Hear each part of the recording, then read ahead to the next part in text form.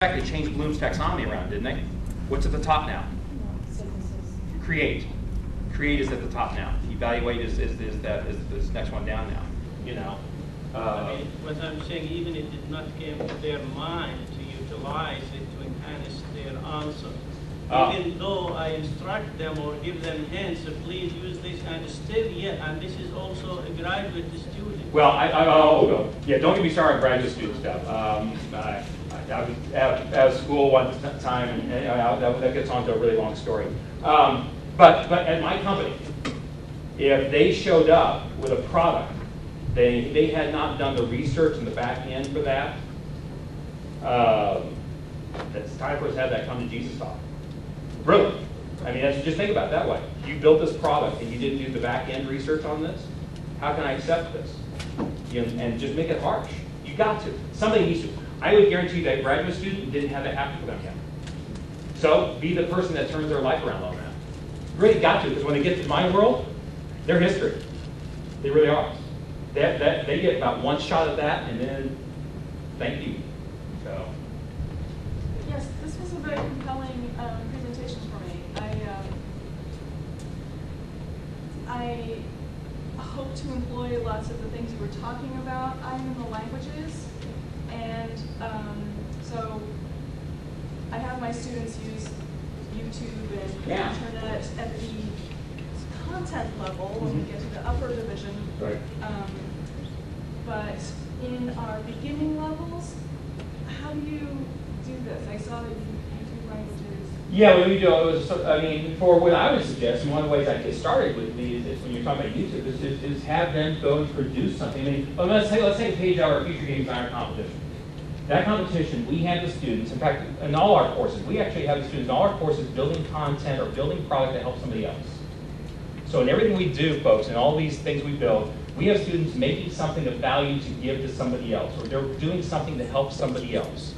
So for you, with languages, is what would stop your students from taking what they just learned and now they have to build something that they can put up on YouTube for elementary school teachers to use.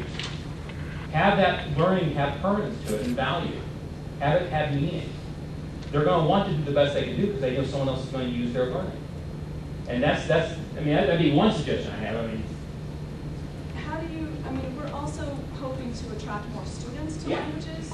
I'm the director of French, and there, as you know, in the state of Kansas, Spanish is a pretty no-brainer. Yeah.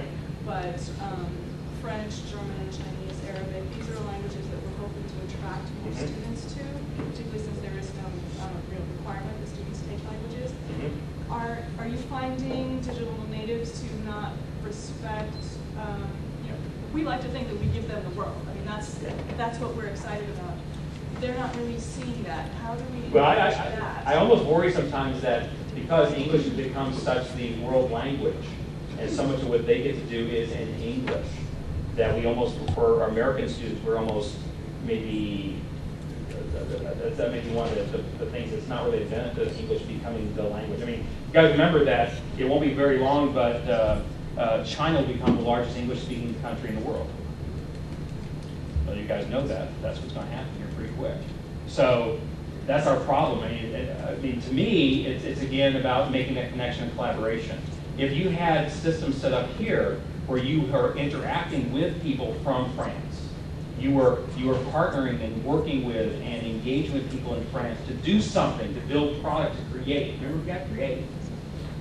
Then I wonder if you wouldn't attract those digital natives who want to create and may have some love for linguistics and such language. But look at it from that way. Is there some way you can collaborate with somebody, make them the collaboration, make them part of that nexus to that, and then challenge them to create and build.